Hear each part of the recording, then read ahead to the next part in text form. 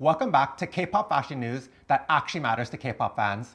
This is a bi-weekly news report where I round up and talk about fashion world news that would actually be relevant to you as a K-pop fan.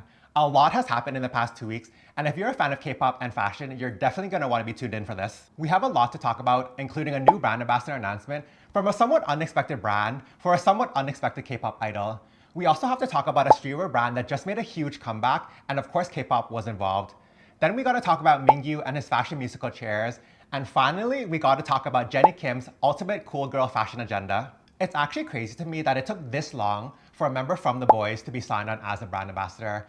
And if you guys didn't know, The Boyz is actually one of my alt groups, like top 5 groups. So Sunwoo from The Boyz was just signed on as Amiri's new brand ambassador. And I'm not gonna lie, this is a little bit surprising to me because I feel like when I think of The Boyz, the ones who's had the most adjacency to fashion so far up until now is the Beam Reader line. So Juyeon, Hyunjae, and Younghoon. And I feel like Juyeon could potentially become the next Balenciaga ambassador, but that hasn't happened yet. But yeah, going back to Sunwoo and Amiri, this really does make sense though, honestly, because Amiri is a brand that's very closely associated with music. Sunwoo is someone that's been to the Amiri show, so they've had an existing relationship. It's not like they randomly picked a member, right? So I'm glad to see it with Sunwoo, and I also feel like they have an opportunity to do something very cool together, so I'm excited to see what's gonna come of the relationship. Is this ambassadorship even on? So Giselle just recently attended the Loewe On collaboration pop-up event happening in Korea. And for those who don't know, Giselle is actually a brand ambassador for Loewe. But the thing is, I feel like since Loewe announced her as a brand ambassador, they haven't really done anything like major or noticeable. Like sure, there's an editorial here and like a pop-up event there, but I feel like they haven't done anything that really has captured my attention, especially when comparing it to Loewe's past work with Taeyong. I feel like they did a lot with Taeyong in a short amount of time, but since Giselle signed on to be with Loewe, they haven't really done anything major in my opinion. But maybe they're waiting, they just like closing up the chapter with Taeyong and now they're waiting to do something bigger with Giselle, which I really hope so because I feel like already when aespa was ambassadors for Givenchy, like they were already fumbled there, so it would suck to see if Giselle was fumbled at Loewe, especially because I feel like aespa right now is having like such a big moment in their career. Like there's a lot of momentum behind them. So yeah, like I need to be seeing something more like, yes, this pop-up event is cute, but come on Loewe, let's get something going. Did you guys know that BTOB actually stands for B to BAPE? Just kidding. So BAPE just kind of had like a little major comeback. BAPE, if you don't know, is like a very iconic streetwear brand once upon a time. Like they're known for like their zip-up hoodies. But yeah, recently they staged a fashion show in Shanghai, and Peniel from BTOB actually walked the show, which is a little bit random to me in my opinion, but it makes sense because I feel like Peniel is from a generation that's like a little bit older, and that's when BAPE was a lot more popular. But it was interesting to see him on the runway, like the look, it was very reflective of BAPE. So if you guys know BAPE, check it out. If you don't know BAPE, check that out as well.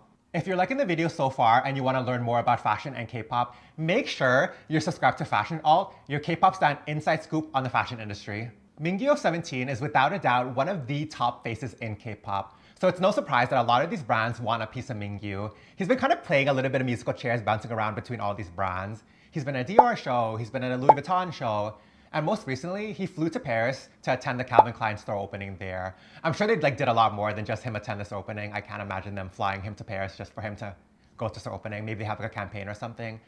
But yeah, it's interesting to see how Mingyu's been bouncing around between all these brands. Clearly, he's very in demand, so it's going to be interesting to see if a brand finally manages to nail him down and sign them on as a brand ambassador. JYP was definitely in the house for the new Kit store opening in Seoul. Recently, I feel like I've been seeing I.N everywhere. I feel like I see him every other day at some kind of fashion event like activation or pop-up.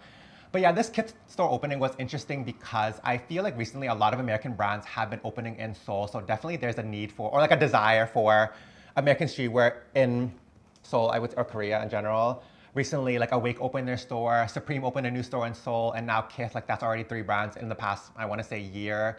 We also had Denim Tears that recently opened up in Korea, so it's interesting to see like the Korean appetite for American streetwear.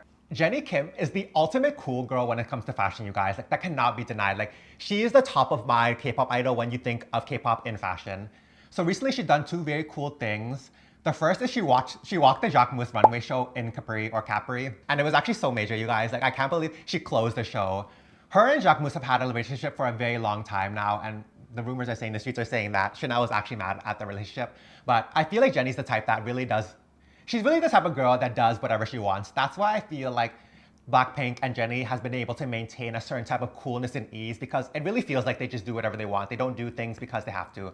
Like they do things because they want to. So she closed at the Jacquemus show in Capri. She looked amazing. She looked fantastic. I loved it. I love to see it. Chanel's probably big mad about that. And the next thing she did recently was that she was the face of the new Adidas sneaker by Clot collaboration thing. I feel like for a long time, I even talked about this previously, how I feel like one of the things that Jennie's gonna do this year is a collaboration sneaker with Adidas, like a Samba, but that hasn't happened yet because this is a collaboration between like Clot and Adidas. But it was cool to see her front the campaign. Again, I feel like it was cool. She did something cool, so that was I'm loving it. And also because it was recently announced that Chanel's artistic director, Virginie Viard, is going to be exiting the brand, which I actually talked about in my last weekly news video. It's going to be interesting to see what the status of the relationship between Jennie and Chanel is going to be going forward, if there even is going to be one. I personally feel like Chanel is gonna have like a big rebrand, so it's gonna be. I'm actually interested to see if Jennie and G-Dragon are gonna continue relationships with Chanel, or like that's gonna be the end of that chapter. Okay, that was the end of this week's K-pop fashion news that matters to K-pop fans. We have a very big week coming up. It's gonna be Fashion Week Men's soon. We're gonna have Milan and Paris. I'm gonna be reporting on that, so make sure you're tuned in for that.